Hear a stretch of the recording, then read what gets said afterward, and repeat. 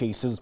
DCI boss Mohamed Amin, while contradicting DIG Lagat, however, says that not all murders can be attributed to gender-based violence. But the opposition is calling for the resignation of the president, whom they claim has failed in protecting Kenyans. As Martin Opio now reports, telcos providing data to security agencies have also been accused of contributing to the rising spate of abductions in the country. In light of the rising spate of femicide killings, both the DCI and the National Police Service have now spoken out. Police Deputy Inspector General admits that there is a crisis as 97 cases of female murder cases have been reported countrywide in the last 3 months. In the last 3 months alone, the country has reported 97 cases of femicide. This troubling trend highlights the urgent need for focused actions and collaboration to tackle the widespread problem of gender-based violence in our society. Lagat, while listing some of the cases that have been brought to the book by the police agency, has assured Kenyans of its commitment in addressing and investigating all femicide-related cases in the country. This will be done by ensuring justice is served to the victims and families as well.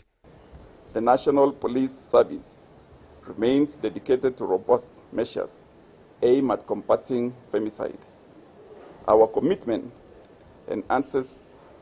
enhancing law enforcement capabilities and building community awareness and support system. On his part, the DCI, while appearing to contradict the DIG, claimed that whereas there has been a surge in femicide cases, not all can be attributed to gender-based attacks. We are not saying that there is a deliberate effort to target women. Majority of the cases that we investigated, the motive is purely criminal. There was no intention to specifically target the members of the gender, of the female gender. The country has been grappling with serious murder cases involving women, latest being the Eastleigh murder case, where the DCI maintained that they were handling the situation. According to the Internal Security PS, the government will not relent in ensuring the fight is won, with the aftermath leaving many families devastated, but is also blaming the mental wellness of those behind the crimes. People have continued to become very aggressive for reasons that we may not understand. But one thing for sure is that we have mental issues. Some people get so depressed and they become, I would say they become impatient. While the DCI and the police were absolving themselves from the spate of kidnappings in the country, the political class was turning the hit on the agency and telcos that are said to be part of the larger raft, working with agency and releasing private data to them, in the process aiding abductions in the country.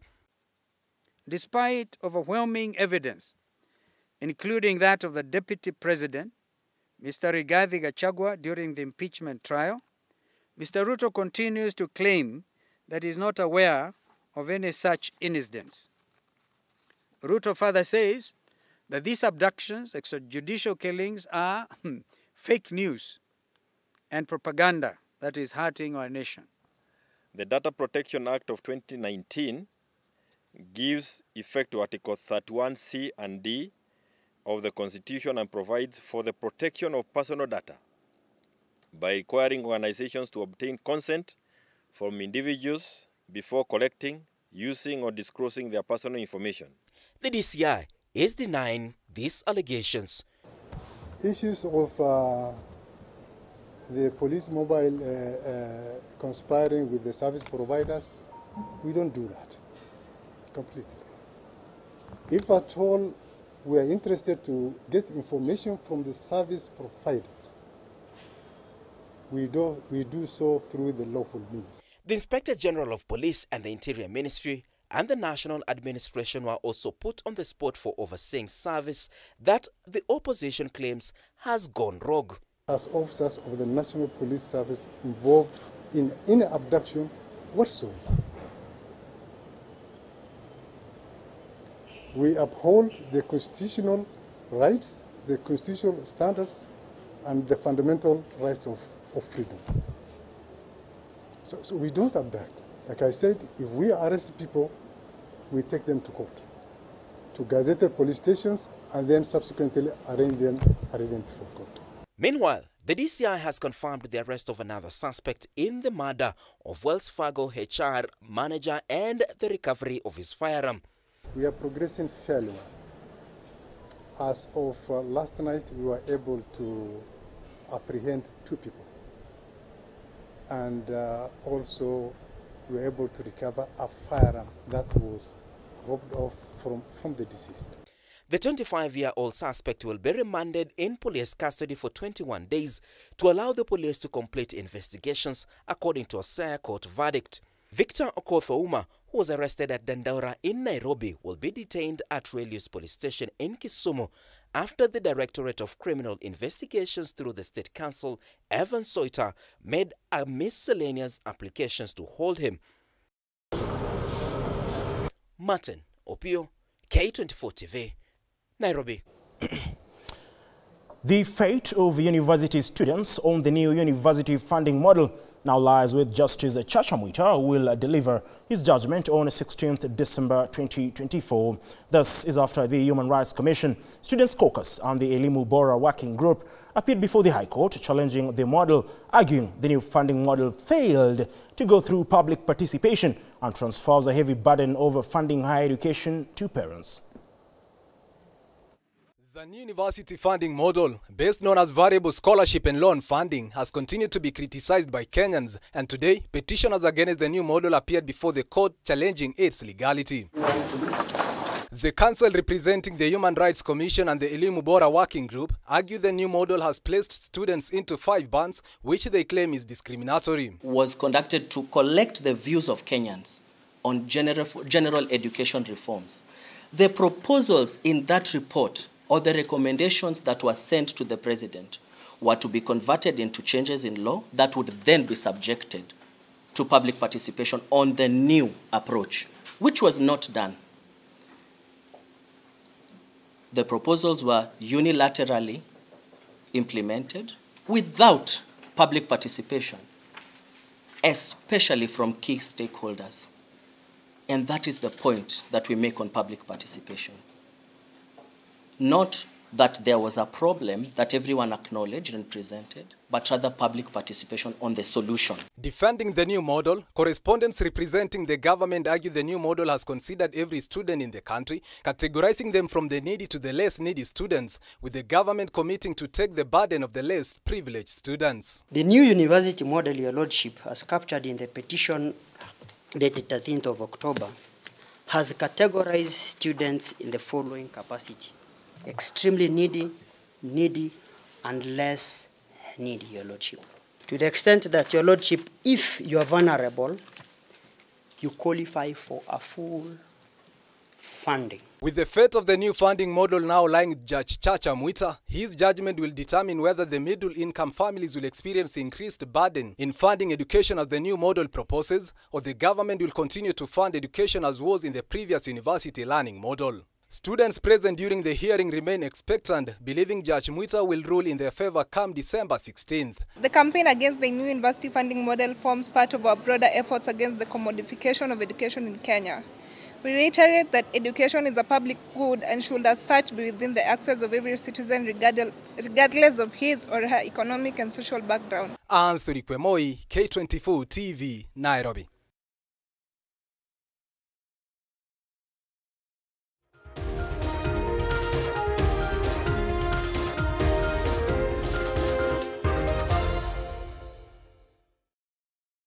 Let's talk matters business. And the Supreme Court's decision to reinstate the Finance Act 2023 was to minimize the total breakdown of legal and administrative systems, ensure continuity in the administration of tax laws, and also provide guidance to courts on factors to consider and the nature of orders to be issued after declaring an act of parliament unconstitutional.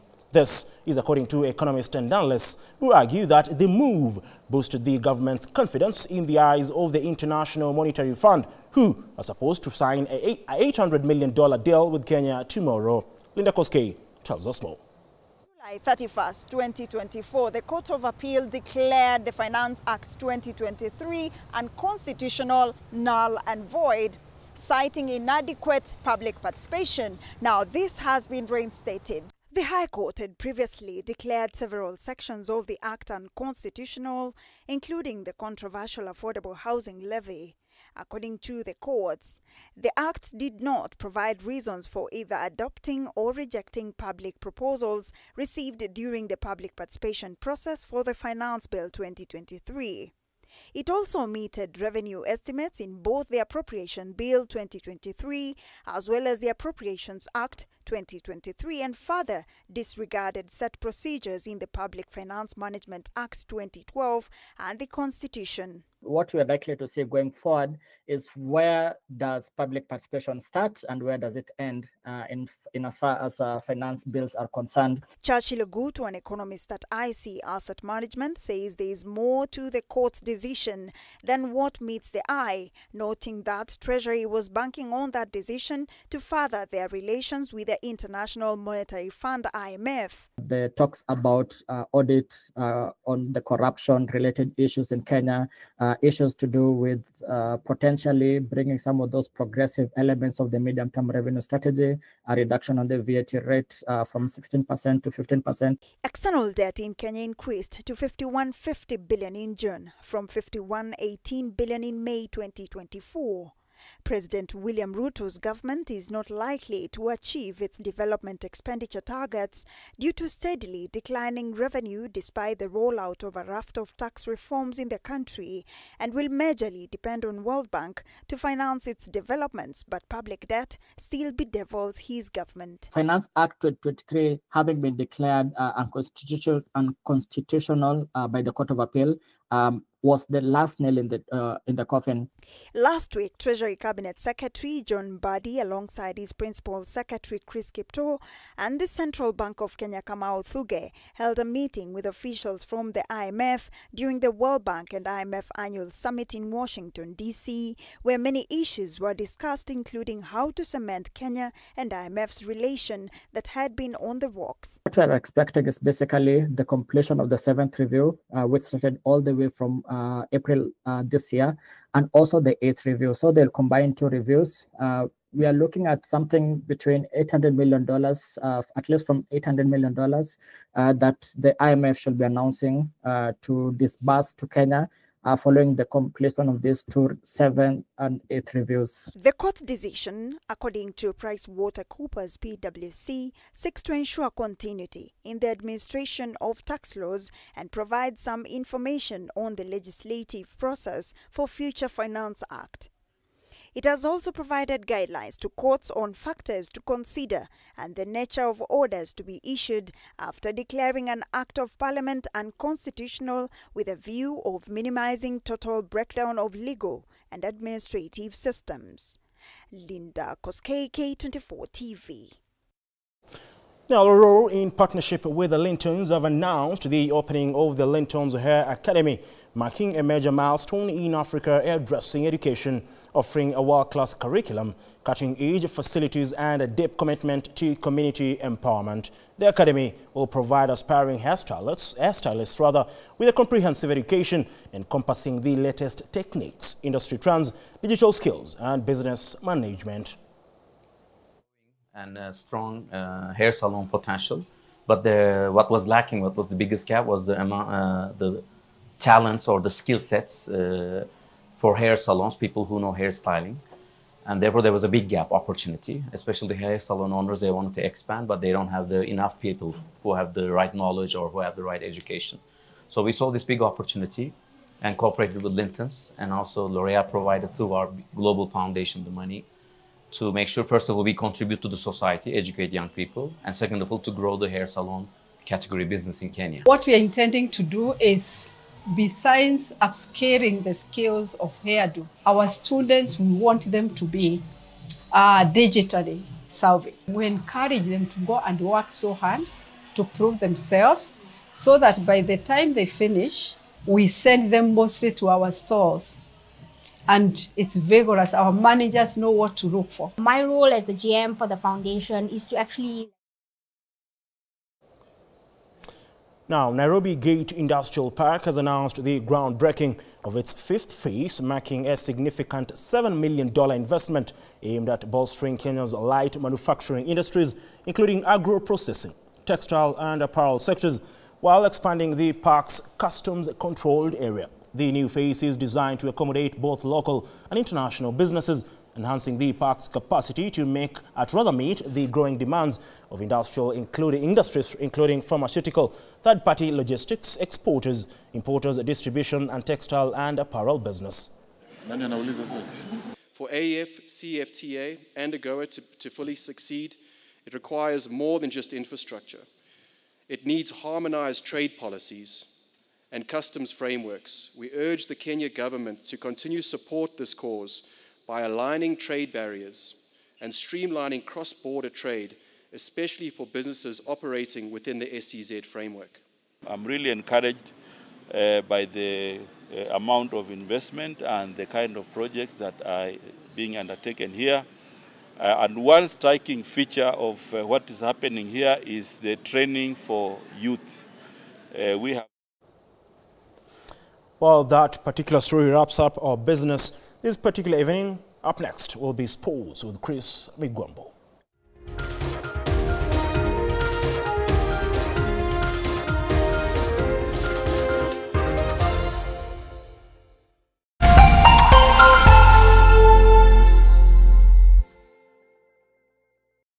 Have you watched K24? We would love to hear from you. Send us your feedback on what you like and what you don't like